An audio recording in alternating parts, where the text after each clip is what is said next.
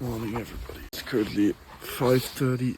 We started our summit push at 5:40. A snowstorm was headed towards us. If we didn't reach the summit in time, we'd be trapped in the hut, possibly for days. Hey guys, 20 minutes in and it's still raining. I think in 3 or 2 hours we're on the summit of the We believed that the weather wasn't supposed to be too bad. And then, the winds began.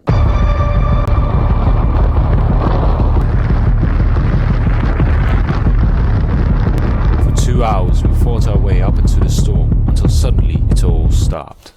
Exactly what we needed for our last push to the summit.